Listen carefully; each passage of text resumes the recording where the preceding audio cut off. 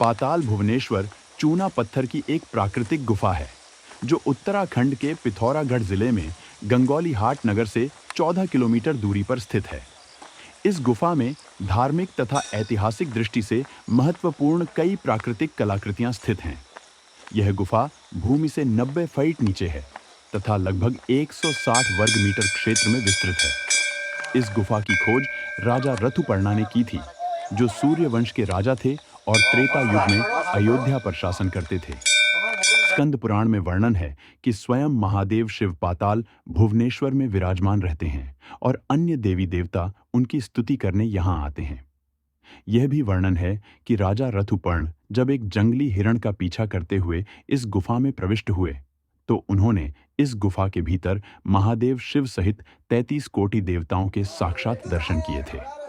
द्वापर युग में पांडवों ने यहाँ चौपड़ खेला और कलयुग में जगत गुरु आदि शंकराचार्य का 822 ईस्वी के आसपास इस गुफा से साक्षात्कार हुआ, तो उन्होंने यहाँ तांबे का एक शिवलिंग स्थापित किया।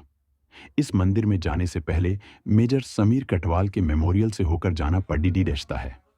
कुछ दूरी तक चलने के बाद ग्रिल गेट आपको दिखेगा, जहां से पाताल भुवनेश्वर मंदिर की शुरुआत होती है। ये गुफा 90 फीट नीचे है, जहां बेहद ही पतले रास्ते से होकर इस मंदिर तक प्रवेश किया जाता है। जब आप थोड़ा आगे चलेंगे तो आपको यहाँ की चट्टानों की कलाकृति हाथी जैसी दिखाई देगी। फिर से आपको चट्टानों की कलाकृति देखने को मिलेगी जो नागों के राजा अधिशेष को दर्शाती हैं। ऐसा कहा जाता है कि अधिशेष ने अपने सिर पर दुनिया का भार संभाला हुआ है।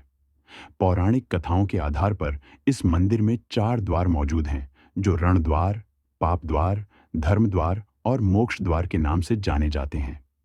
ऐसा कहा जाता है कि जब रावण की मृत्यु हुई थी तब पाप द्वार बंद हो गया था।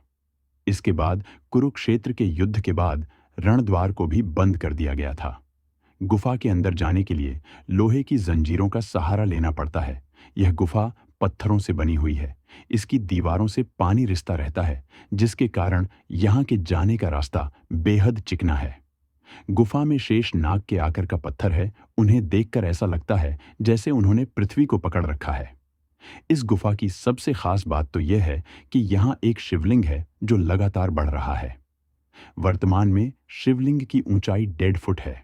यहाँ शिवलिंग को लेकर यह मान्यता है कि जब यह शिवलिंग गुफा की छत को छू लेगा तब दुनिया खत्म हो जाएगी। कुछ मान्यताओं के अनुसार भगवान शिव ने क्रोध के आवेश में गजानन का जो मस्तक शरीर से अलग किया था, वह उन्होंने इस गुफा में रखा था। दीवारों पर हंस बने हुए हैं, जिसके बारे में यह माना जाता है कि यह ब्रह्मा जी का हंस है। गुफा के अंदर एक हवन कुंड भी है। इस कुंड के बारे में कहा जाता है कि इसमें जन्मेजय ने नाग यज्ञ किया था, जिसमें सभी सांप जलकर भस्म हो गए थे। इस गुफा में 1000 पैर वाला हाथी भी बना हुआ है।